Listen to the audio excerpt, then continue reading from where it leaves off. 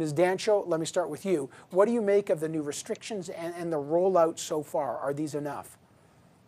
You know, Evan, I agree with you. I was watching Omar Al Gabra before we came on, and I'm very much confused. I think all Canadians who watch that will be quite disappointed by the lack of clarity. This is people's lives. People are in the middle of traveling. There are businesses and families separated by borders. It's very upsetting to see that the Liberal government would announce something so significant without being clear and having all the details hammered out. So we will be consulting, awaiting a technical briefing, much like you. But again, we do support temporary measures to secure our borders and keep Canadians safe. But again, incredibly disappointed by the lack of clarity and initiative to be clear and to bring that clarity to Canadians when they're making this announcement. They should have had these details. I'm not sure what's going on in the Liberal cabinet, but it's shameful that they've announced something that's so confusing for Canadians. There's a lot going on, and Mr. Davies, I know speed is always important, but so is clarity. We did not get, for example, we don't know where these quarantine hotels will be for those that need them. We don't know who's paying for, how much they're going to be paid for. He thinks that the passenger will and the traveler has to pay, but what's your reaction and what questions do you have, Mr. Davies?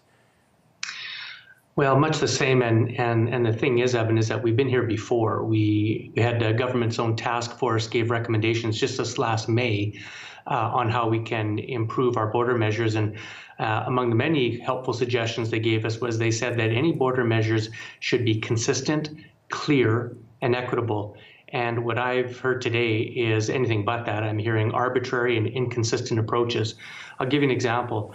So far, the Omicron virus has been detected in 20 countries around the world, and yet the travel bans only apply to 10, all of them in Africa, by the way.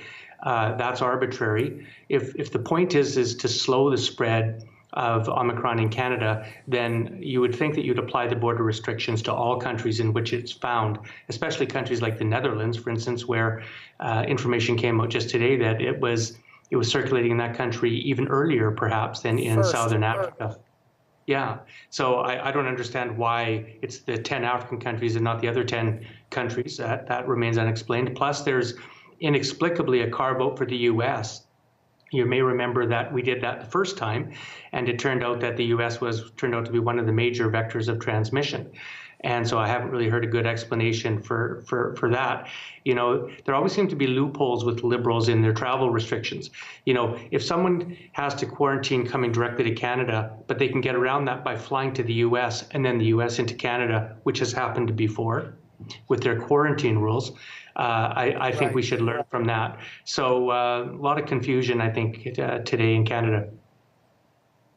Yeah, and by the way, I did ask Minister Algabra, what are the criteria for slapping on bans of these 10 countries? He said there was some kind of mysterious formula that public health is using based on epidemiology and maybe vaccination rates. I have no idea what that is, but as you say, Netherlands, Japan, many other countries that have Omicron, including the United States, no ban there, but a ban on these 10 countries. Ms. Dancho, let me just go back to you. There's the confusion issue, although the speed matters. What about stranded Canadians? Does the federal government have an obligation to help people get home, in your view? Oh, absolutely. When I was immigration critic in the last parliament, we saw significant issues with families divided by these border measures.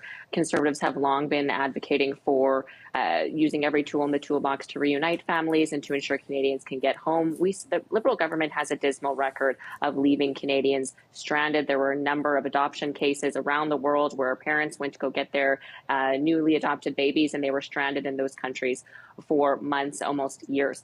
So we're quite concerned with this. And just on the hotel quarantine as well, Conservatives have drawn a lot of attention to this, but we've heard this as well when when the Liberals first initiated hotel quarantine. We saw sexual assaults of women. We saw hotel rooms without locks on their doors. We saw people going without food for 24 hours, diabetics without food. So there were considerable issues with hotel quarantine. So the fact that the Liberal government is not being clear about this is a serious cause for concern when there were so many issues with hotel quarantine before.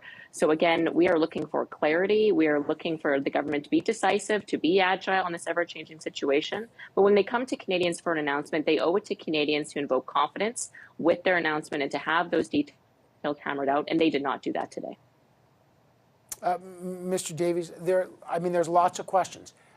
how these quarantine rules are applied, what will happen with the United States. Is there going to be domestic measures? Who pays for it? Where are the quarantine hotels? And then the other thing is there's 32,000 tests required.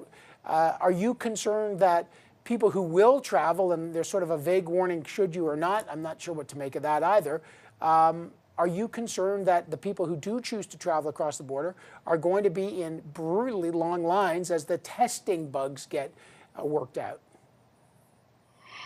Well, I think those are all valid concerns, and I do have some sympathy for the government, Evan, because of course this has just broken. You know, we were making progress in this, then all of a sudden we have this variant that you know, we don't know a lot about at this point, but it certainly has some deep concerns.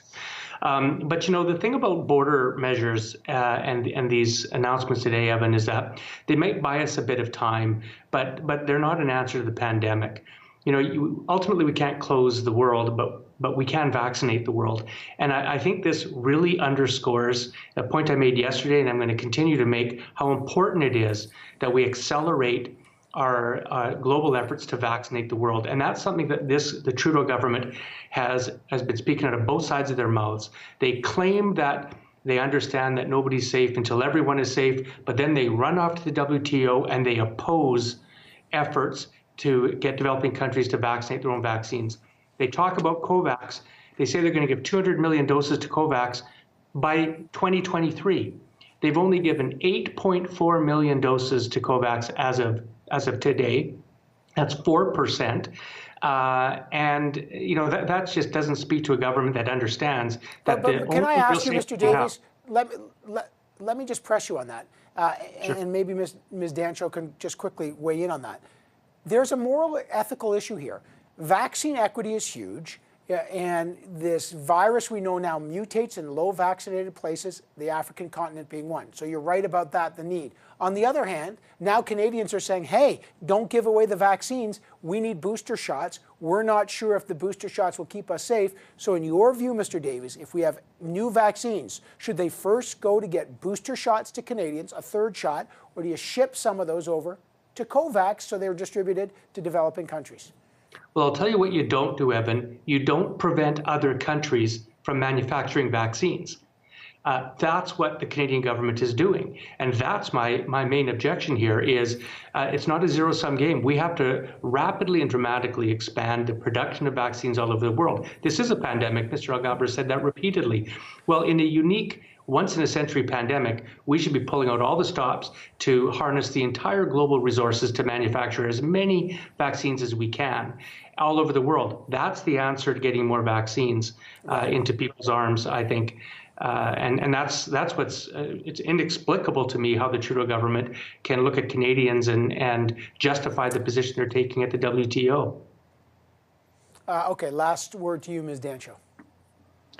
You know, I think this is a government who's been scrambling for the last 2 years, and you know, opposition parties and Canadians expect the government to invoke confidence when they make announcements like this. And to Don Davies' point, you know, early on in the pandemic, when vaccines were first being distributed across the world, as we remember, Canada was falling very, very far behind, to such a point because of bad contracts made by the Liberal government that the Liberal government took 1 million vaccines from COVAX, which were supposed to go to developing countries. A very shameful time in our foreign affairs in Canada because of the poor contracts made by this Liberal government to deliver those vaccines early on and to prevent that third wave. So again, we'll take directions on booster shots from the public health experts in Canada, but again, very disappointed by the lack of confidence invoked in today's announcement from the Liberal government. They should be doing better by now, Evan. Right. And Evan, if I might, I think it's a good idea, though, to ask NACI about their position on boosters. I think that's a positive step, and I look forward to their piece.